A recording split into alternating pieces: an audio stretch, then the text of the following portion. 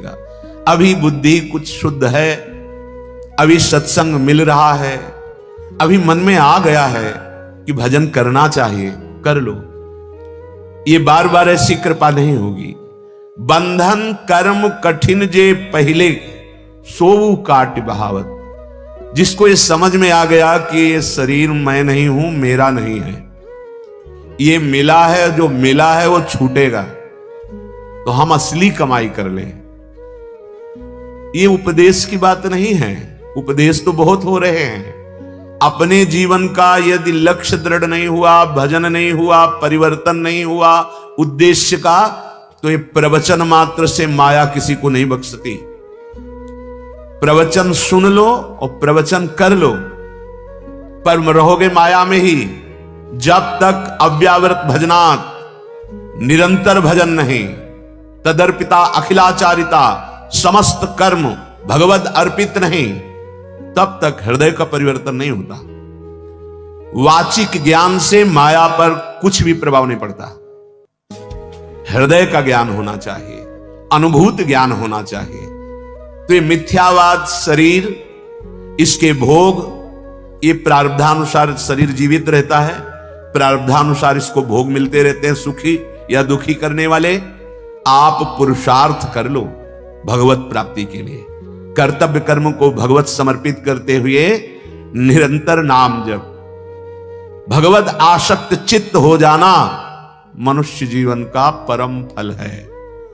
अगर संसार के शरीर और भोगों से आसक्ति नष्ट नहीं हुई तो घाटा हो गया, और यह घाटा हजारों जन्मों में पूरा नहीं होगा। जब हम भगवत आसक्त चित्त हो जाते हैं तो हमारे कर्म बंधन कट जाते हैं, समस्त कर्म बंधन छिन्न भिन्न हो जाते हैं। जहां कर्म बंधन छिन्न भिन्न हुए, नष्ट हुए, तो भगवत प्राप्ति करनी नहीं होती। भगवान यहीं बैठे हैं, जहां मैं वहीं भगवान, जहां भगवान वहीं मैं प्रकाशित हो गया। अब मैं और भगवान दो नहीं रह जाते, सिर्फ भगवान ही भगवान रह जाते। अंतःकरण भगवत स्वरूप हो जाता है। अपना तो स्वरूप भगवत स्वरूप है ही, अंतःकरण भगवत स्वरूप हो जाता है। श्री सूरदास जी महाराज कहते हैं, यदि आपने इस जन्म में भजन नहीं किया तो तुम्हारा जीवन प्रेत जैसा गया और परिणाम तुम्हें बड़ा दुखद प्राप्त होगा। वही बात श्रीपाद प्रबोधानंद जी महाराज कह रहे हैं कि ये मिथ्या इंद्रियों के विषयों को कब तक भोगते रहोगे। कभी थोड़ा बैठकर एकांत में विचार करो कि बहुत बार भोगा, पर मिला क्या हमें? पर विचार है ही नहीं। विचार तो दूषित हो गए हैं, अपवित्र विचार हो गए हैं। आप ध्यान नहीं दे पा रहे कि आपके समय को केवल नष्ट किया जा रहा है, ये छूटने वाला है। श्रीपाद कह रहे हैं, जो तुम्हें सदैव महासुख प्रदान करेगा, आ जाओ श्री वृंदावन धाम। ये किशोरी जी का निज महल है, इसमें प्रेम सुधा भंडार भरा हुआ है, प्रेमामृत। निरंतर प्रेम में डुबोने की सामर्थ्य वृंदावन की है, पर वृंदावन में वही प्रेम में डूबता है जिसको रहनी आ गई है। अगर थोड़ा भी अभिमान है तो वृंदावन के सुख को नहीं ले पाएंगे। वृंदावन इह विधि बसे तज के सब अभिमान, धन का अभिमान, बुद्धि बल का अभिमान, शरीर बल का अभिमान, साधन बल का अभिमान, ये धाम है। जब आप इस धाम की रज में लौटेंगे, रसिकों का संग करेंगे, तो अभिमान अपने आप गलित हो जाएगा। सच्ची कहते हैं, हृदय में ऐसी स्थिति आ जाती है कि ना अहम रह जाता है और ना कर्ता रह जाता है, केवल देखता है वो क्या हो रहा है। प्रभु अब क्या करवा रहे हैं, प्रभु क्या बुलवा रहे हैं, प्रभु क्या चिंतन करा रहे हैं, ये देखता है उपासक। जो वृंदावन का कृपा पात्र उपासक होता है, उसमें कर्ता भाव नहीं होता है। कर्ता भाव अहम लय हो जाता है प्रभु के चरणारविंद में, और स्वयं प्रभु उसके हृदय में बैठ करके भागवतिक चेष्टाएं कराते हैं। किंचित मात्र सुसुख वांछा नहीं रह जाती। ये स्थिति धाम प्रदान करता है, और आप ये स्थिति बाहर से प्राप्त कर सकते हैं धाम आश्रित होकर। जैसे पूज्य भाई जी श्री हनुमान प्रसाद पोद्दार जी गीता वाटिका में, पूज्य श्री राधा बाबा जी, आप कहेंगे ये बड़े महापुरुष हैं, तो ये बड़े महापुरुष किनके हुए? प्रभु के। क्या अंश में बड़ाई छोटाई होती है क्या? चींटी में जो अंश है, हाथी में भी वही अंश है, देवराज इंद्र में भी वही अंश है। अंश में कोई फर्क नहीं होता। भगवद अंश समान रूप से होता है। हां, अब उस स्वरूप स्थिति में जागृत कौन हुआ है, यह बात होती है। आप जागृत हो जाएं तो जो भाई जी को प्रियालाल सुख दिए वही आपको देंगे, जो मीरा जी को सुख दिए वही आपको देंगे।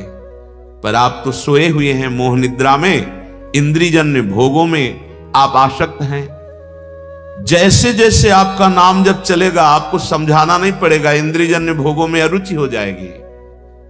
लौकिक जितनी सुख सुविधाएं हैं ये स्वयं आपके चरणों में आ जाएंगी, पर आपके हृदय से मात्र चला जाएगा। जहां आपका भजन ठीक से होने लगा तहां आपकी ऐसी योग्यता बढ़ेगी कि ब्रह्म पदवी भी, जो परमेष्ठी पद, वो भी आपको फीका लगने लगेगा। पर भजन में रुचि नहीं है, भजन करने की हमारे अंदर लगन नहीं है। रोज सत्संग सुनते हैं, रोज सत्संग होता है, नाम की महिमा रोज गाई जाती है, पर आप देखिए अपने हृदय में जांच कर, क्या आप निरंतर नाम जप रहे हैं? क्या आप विषय चिंतन को काट पा रहे हैं? क्या आप प्रियालाल के लिए रोते हैं? विचार करके देख लो। यदि हां तो आप धन्य हैं, और यदि नहीं तो अब भी दुर्भाग्य है कि सुधा भंडार, प्रेम सुधा भंडार वृंदावन में आकर, वृंदावन का आश्रय लेकर, वृंदावन की रज में रहकर विषय चिंतन हो रहा है, संसार का चिंतन हो रहा है, प्रियालाल का अखंड चिंतन नहीं हो रहा। सच्ची मानिए, जहां अखंड चिंतन होने लगता है तो ना जीने की आशा रहती है, ना मरने का भय लगता है, ना कोई किसी भी तरह के पद प्रतिष्ठा लाभ की कोई वृत्ति ही नहीं रह जाती, क्योंकि है ही नहीं, यहां कोई लाभ नहीं। कुछ भी बनो, मरना है। अब बोलो इसके आगे क्या उत्तर है? कुछ भी बनो, बिगड़ना है। कोई भी उन्नति कर लो, प्रभु से विमुख होकर, पतन है उसका। हाथ में कुछ नहीं आना, कुछ भी बनो। ये इसलिए कह रहा हूं कि आप सावधान हो जाएं और असली कमाई कर लें। श्रीपाद कह रहे हैं, सारम सारंगवत सुंचरो मधुर बने राधिका केली धामनी। हे भाई सारंगवत, भ्रमर बन जाओ राधा नाम के। जैसे भ्रमर पुष्प का पराग पान करता है, ऐसे श्री कृष्ण के हृदय के प्रेम का पराग है ये राधा नाम। सच्ची मानना, ये हृदय की भी बात आचार्य चरण के प्रताप से जो समझ में आई है। सब साधन जहां तक बने हैं वो किए गए हैं भगवत कृपा प्रसाद से। तुम्हारा मन राधा नाम का भ्रमर बन जाए। प्रेम का समुद्र लालजू महाराज हैं, और उस समुद्र का सार प्रिया जो है, और प्रिया लाल दोनों को अधीन कर ले वो राधा नाम है। ये हम किसी संप्रदायवाद या पक्षपात से नहीं कह रहे, मान लो ये हृदय की बात कह रहे हैं। अहो भाग्य जिनको विश्वास हो जाए इस राधा नाम पर। भ्रमर बना दो। भ्रमर की दो वृत्तियां, एक पराग का स्वाद लेना और एक गुंजार करना। राधा नाम का गुंजार होता रहे, इसलिए हर ध्वनि में राधा नाम गाने की अनुमति दे दी है। अगर आपको सांसारिक ध्वनियों के गुनगुनाने का स्वभाव बन गया है तो उसमें राधा नाम गुनगुनाओ। राधा नाम ऐसे भ्रमर की तरह गुनगुनाओ कि वो छूटे ना। कोई भी ध्वनि पकड़ लो, राधा राधा राधा राधा राधा। भ्रमर स्वाद लेता है पराग का, तो राधा नाम सुधा रसम रसयुतुम जिह्वास्तु में विभला। ये हित सजनी जो कह रहे हैं, हरिवंश महाप्रभु कह रहे हैं, ये राधा नाम का अमृत स्वाद जे भी तुम्हारी जिह्वा में प्रकट हुआ, तेवी नित्य लीला में प्रवेश हो जाएगा। हमारी बात मान लेना। सब जितने मंत्र हैं उनका प्रधान ये राधा है, क्योंकि जितने मंत्र हैं भगवान के हैं, और भगवान भी अपने श्रीमुख से जिस नाम का रसास्वादन लेते हैं वो राधा नाम है। हरि रसना राधा राधा रट। हरि की स्वयं रचना राधा राधा रटती है।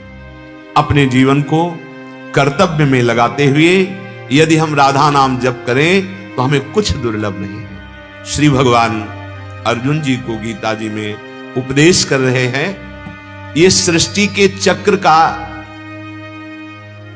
अपने अपने कर्तव्य का पालन करेंगे तो देवता प्रसन्न होंगे, देवता प्रसन्न होंगे तो तुम्हें जो आवश्यक सेवा सामग्री वो प्रदान करेंगे। क्योंकि हमारी अन्न से उत्पत्ति होती है, अन्न से पोषण होता है, अन्न से ही पुष्टि होती है। अगर देवता अप्रसन्न हो गए तो हम किसी भी तरह सुखपूर्वक नहीं रह सकते।